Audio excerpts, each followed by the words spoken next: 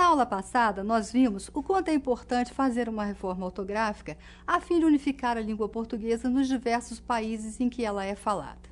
Naquela ocasião, nós falamos, por exemplo, que os ditongos abertos E e O não são mais acentuados. Falamos também dos acentos circunflexos nas vogais dobradas, que também não existem mais. E, por último, vimos também que o U tônico de verbos como argue e enxague também não são mais acentuados. Hoje, nós vamos continuar vendo as questões que dizem respeito à acentuação. Vamos falar, portanto, do acento agudo no I e no U tônicos nas paroxítonas e do acento diferencial e suas exceções. A nova regra ortográfica, então, diz que não se acentuam mais o I e o U tônicos nas paroxítonas. Lembrando que as paroxítonas são aquelas palavras que têm a penúltima sílaba tônica ou a sílaba forte da palavra. Quais são essas palavras, então? São aquelas palavras como feiura, bocaiúva, baiuca. Nessas palavras, com o U tônico ou o I tônico, você não vai mais usar o acento agudo, portanto. As exceções são aquelas que são as oxítonas, como Piauí, Tuiuiu, e aquelas também depois de ditongos crescentes, como Guaíba ou Guaíra. Outra regra importante na acentuação e que vem com a reforma ortográfica é a regra dos acentos diferenciais. Os acentos diferenciais são aqueles que, pelo próprio nome já diz, que diferenciavam as palavras umas das outras.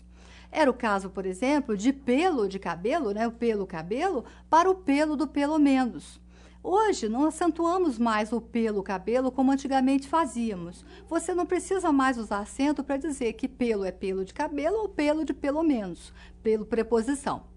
A mesma coisa acontece com o verbo para e a preposição para. Não precisa mais usar o acento agudo no verbo. Você vai usar as duas palavras iguais como normais. Também acontece com a palavra pera e pera. Coisa difícil de até de explicar, porque pera não é uma palavra muito usada ou escrita, não é verdade? Então, pera antigamente tinha acento circunflexo no E e hoje você não vai acentuar mais. A mesma coisa acontece com as palavras polo e polo. Polo é uma palavra muito pouco usada e, portanto, ninguém nem sabia que havia essa diferença a fazer na palavra polo acentuada com acento agudo. Hoje, então, você não precisa mais acentuar a palavra polo. É tudo igual, polo ou polo, igualzinho, sem acento, ok? Quais são as exceções e essas são importantes? Uma delas é muito utilizada, que é o verbo por, que continua com acento, diferenciando, então, da preposição por.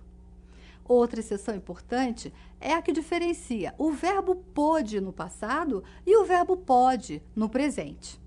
Você vai acentuar com o circunflexo o pôde com o O fechado e não vai acentuar o pode com o O aberto.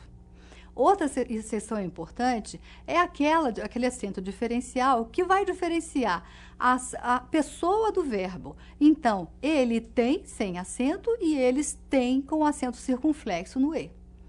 Ele vem sem acento e eles vêm com acento circunflexo no E. Essas são as exceções, são muito fáceis, as palavras são muito utilizadas e você vai aprender rapidinho. Agora, digamos que você tenha dúvidas se você vai colocar forma com acento ou forma sem acento. Claro que forma não tem acento, mas forma precisa ter acento? Tanto faz. Você pode colocar forma com acento para diferenciar ou não colocar. Não existe mais o acento diferencial. Porém, pense sempre na clareza, isso é o mais importante da comunicação. Se na palavra, na frase, for necessário que você acentue forma com acento circunflexo, faça isso. É melhor você ser bem entendido do que ficar complicado.